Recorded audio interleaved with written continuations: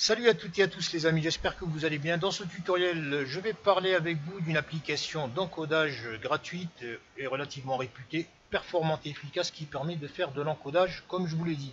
Alors pourquoi? Pour aborder tout simplement le fâcheux et fameux problème d'importation d'une vidéo sur YouTube. Alors ceux qui ont une connexion internet relativement faible savent de quoi je parle, dans le sens où le temps d'uploading d'une vidéo peut parfois paraître éternel tellement c'est très long.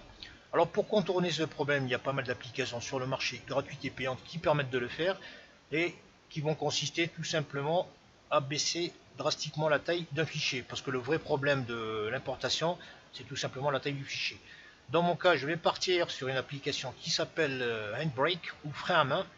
Alors dans un premier temps, bien sûr, je vais vous montrer, pour ceux et celles qui sont intéressés à l'installer, comment le faire.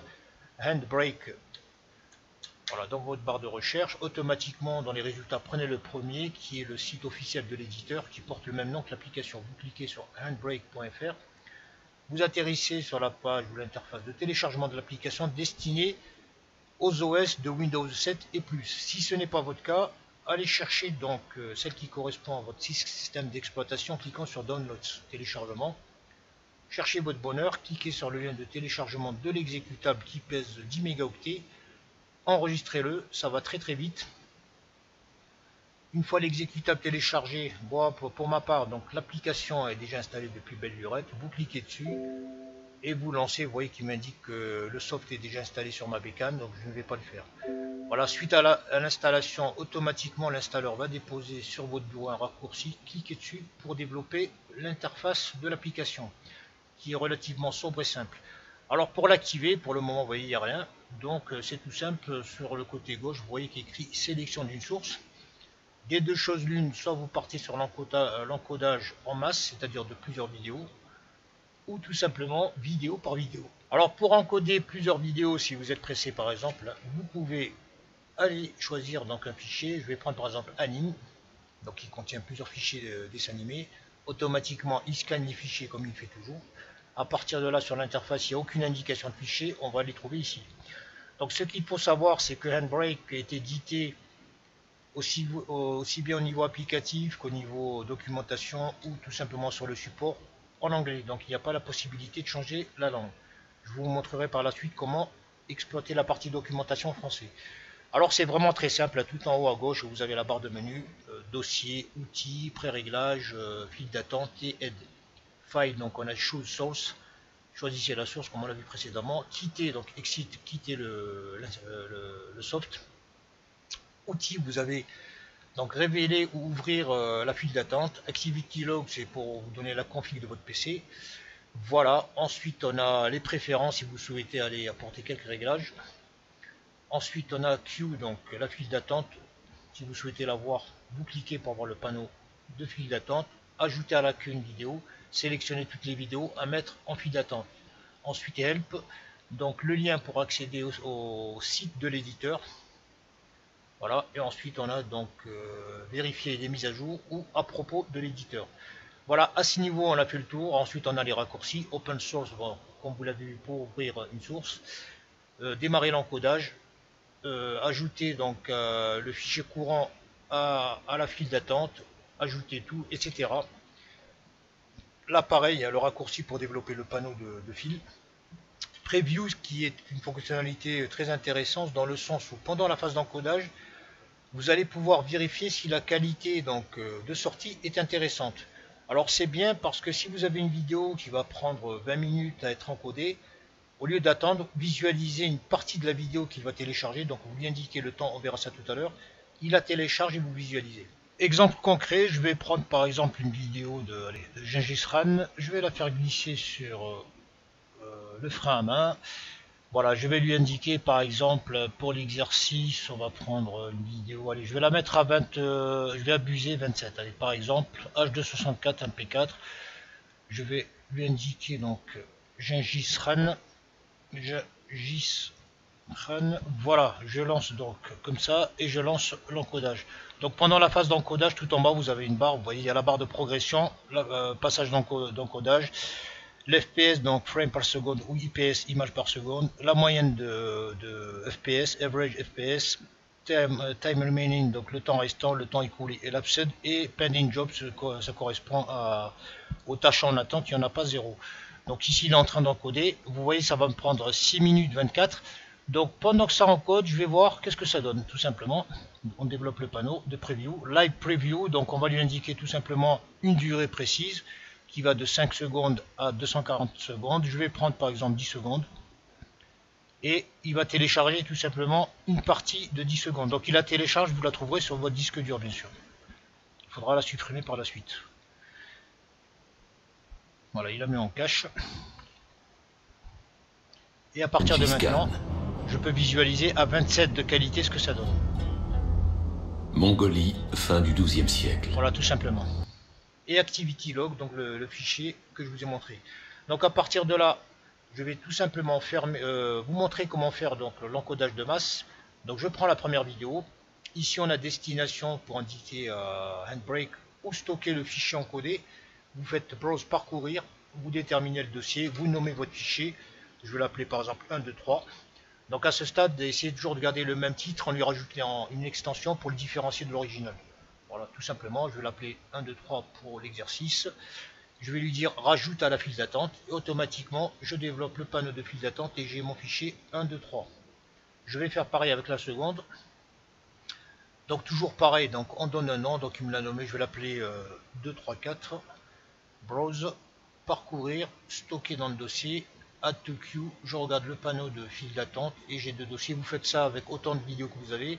Une fois que c'est terminé, donc il y a des paramètres qu'on va voir comment régler. Vous lancez Start Queue automatiquement. Voilà, je vais fermer le soft et redémarrer. Vous voyez qu'il est très rapide au démarrage. Ça prend 2 secondes. Donc il me demande si je souhaite préserver le travail antérieur. Je lui dis non, je repars sur autre chose. Là, je vais tout simplement ouvrir un single, un fichier unique. Voilà, je vais prendre un fichier Cosmos sur lequel j'ai déjà fait 3 tests que je vais vous montrer. Donc je vais prendre au port du Cosmos un fichier TS de 548 mégas. Il le scanne très rapidement. Il est là, le titre, angle, chapitre, throw et durée, tout simplement. Donc je ne vais pas l'enregistrer puisque j'ai déjà fait l'exercice comme je vous l'ai dit. Donc au niveau des paramètres de sortie, Output Settings. Alors ce qu'il faut savoir, je vais partir avec l'idée que vous ne comprenez rien du tout. Parce que de prime abord ça pourrait paraître compliqué alors que ce ne l'est pas.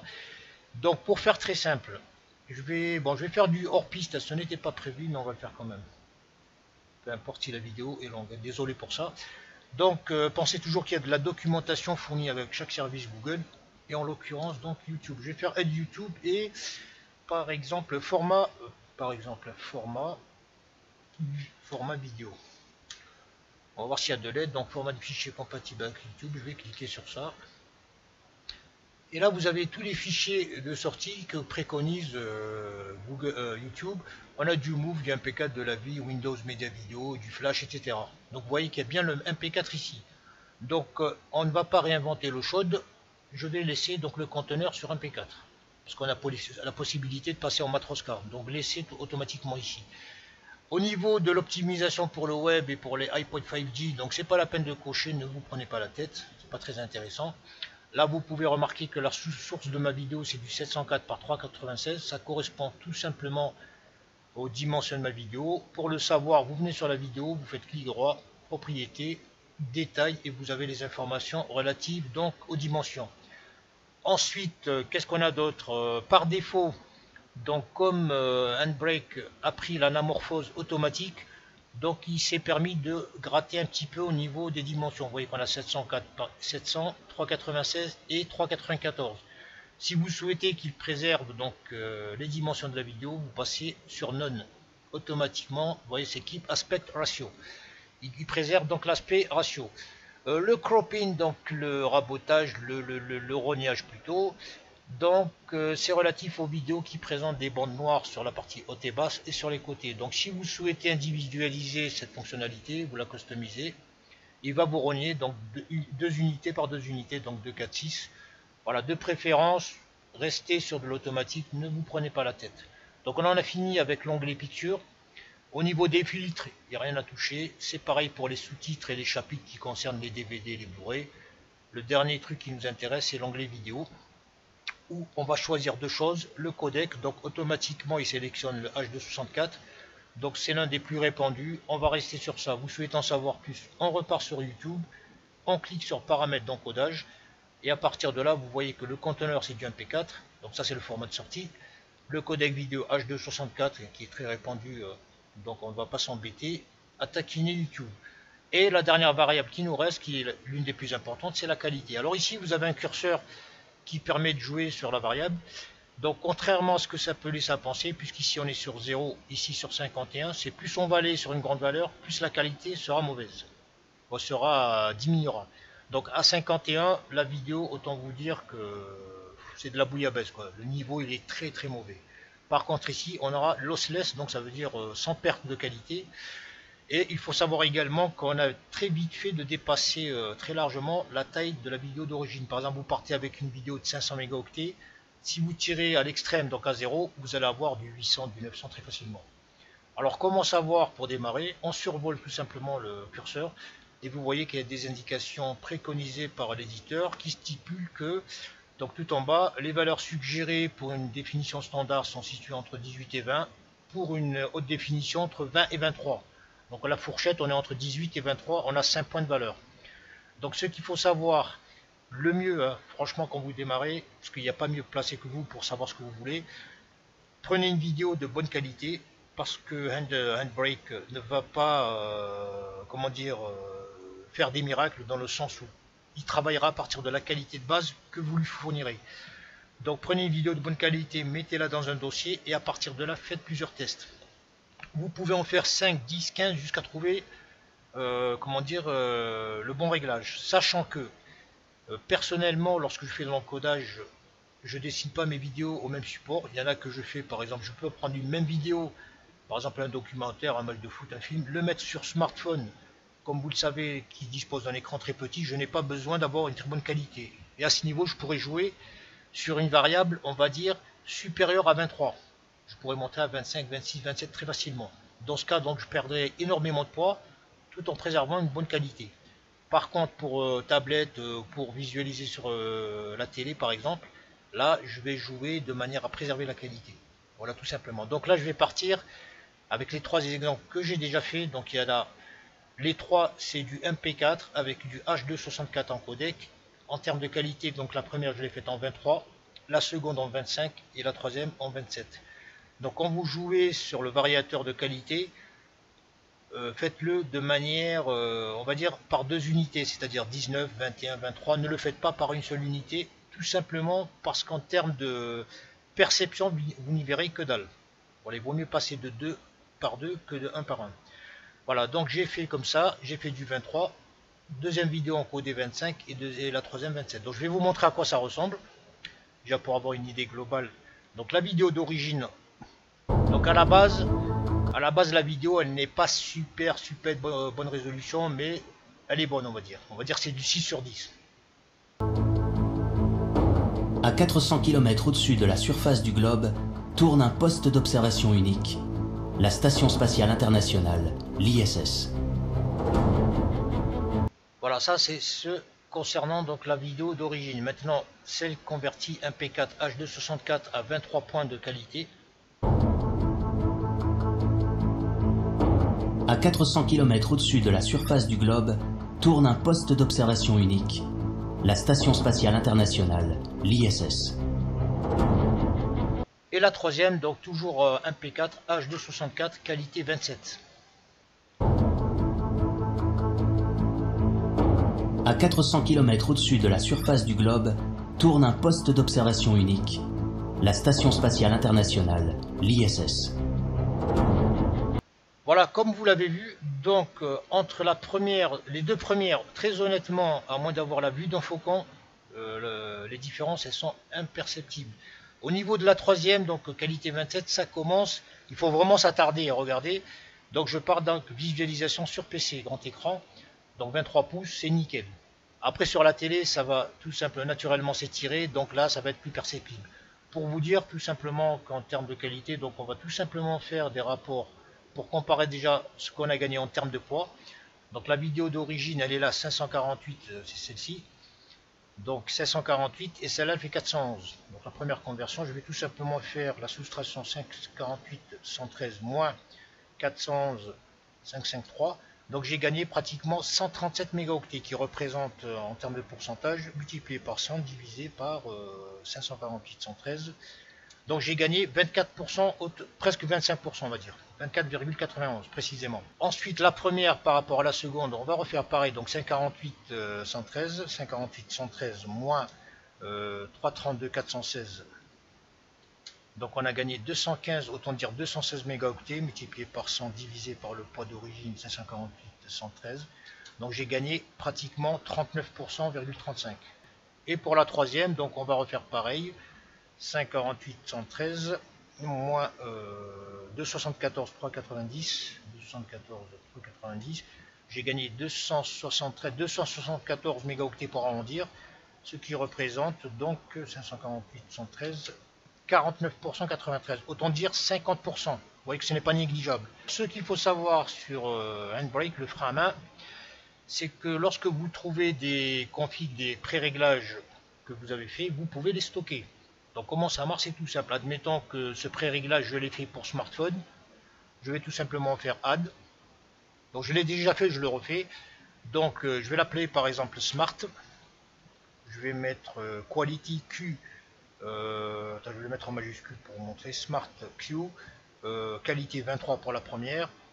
H264. Bon, je vous donne des exemples comme ça, vous faites ce que vous voulez. MP4. Voilà. Ensuite vous pouvez rajouter une partie descriptive et vous faites ajouter.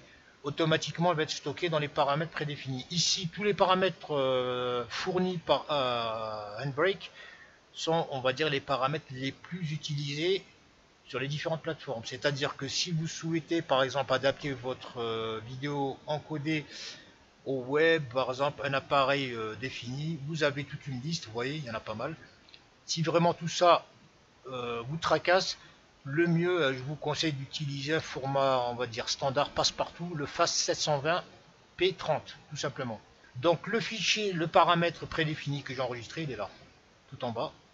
Donc comme ça en le regardant, je sais que ça c'est le pré-réglage que j'utilise pour encoder des vidéos pour smartphone. Après vous faites pareil avec la télé, le PC, YouTube, etc. Donc je vais importer le premier fichier Cosmos, donc au port du Cosmos, le fichier TS d'origine de 548, pour vous donner une idée de temps de téléchargement, il n'a même pas glissé.